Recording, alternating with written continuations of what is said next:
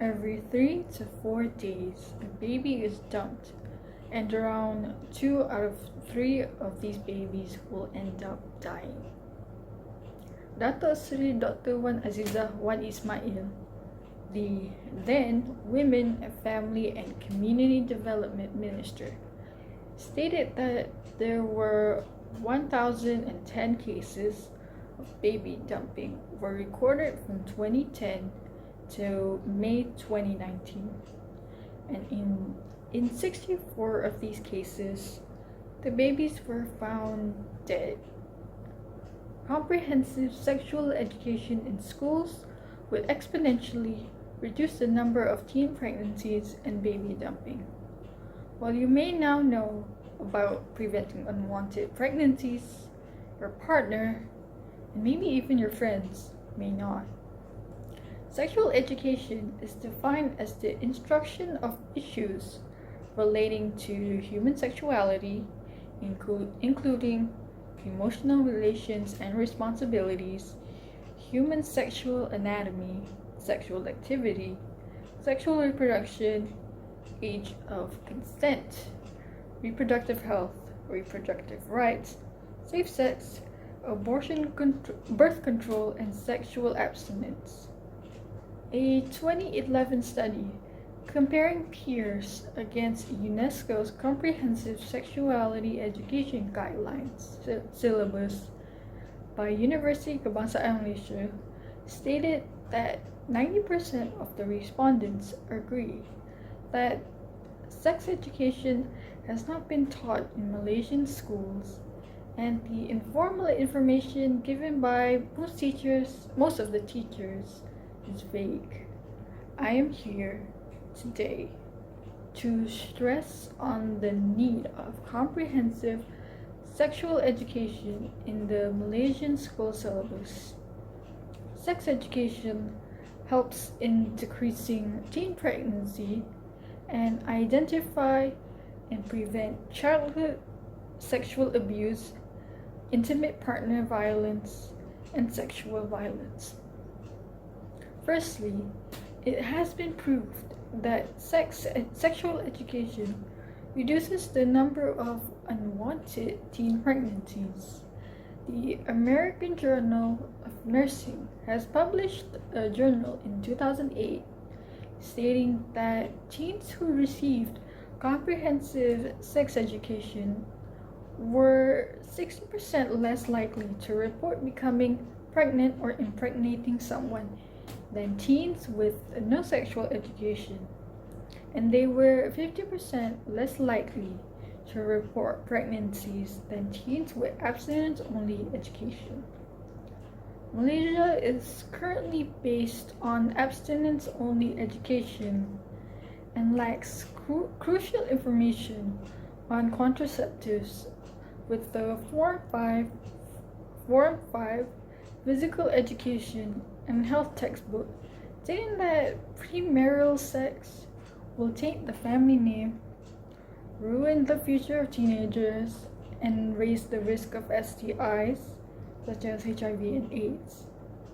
This leaves room for misconception, with 35% of Malaysian female youth believing that having sex for the first time doesn't lead to a pregnancy.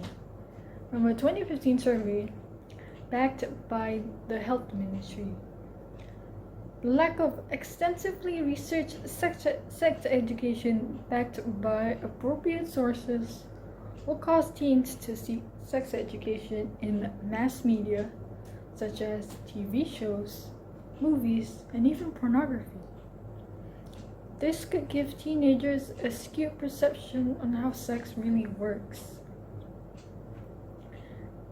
Next, sex education can help identify and prevent childhood sexual abuse, intimate partner violence, and sexual violence.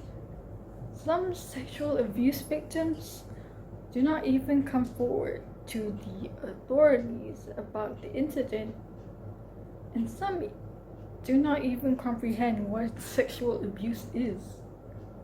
Teenagers and children are often vulnerable and can be preyed upon them unnoticed, sexually or otherwise.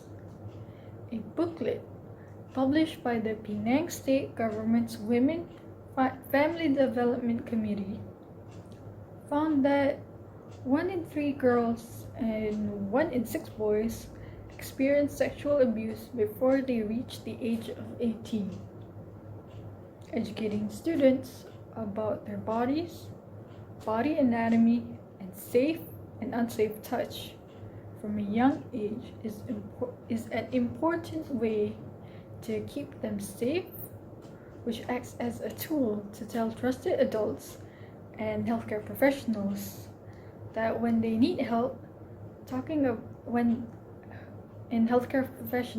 they need help, talking about consent and safe, unsafe touch also means raising children who understand that sexual abuse is wrong. It's important to teach them that they have a right to be safe and to respect the rights and feelings of others. Sexual education also provides young children and young people in developing the skills to initiate and nurture strong, respectful, healthy relationships. This means talking openly about gender and power within relationships, since inequalities between men and women are one of the most persistent power dynamics. Understanding gender can help nurture more quality in their relationships.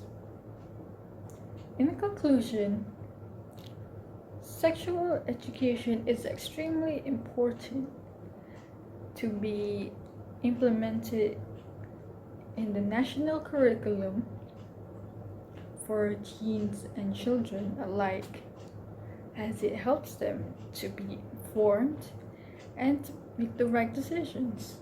We should not condemn this subject as immoral or even view it as a motivator for them to have premarital sex, but rather the solution that Malaysia has been desperately seeking for decades. How many innocent newborns need to die for there to be a change? Public should encourage their local schools to start a campaign to promote sexual education. It can be something small as hiring people that are well versed on this subject, so teens can get accurate and reliable information. The change starts from us, ladies and gentlemen. With that, thank you.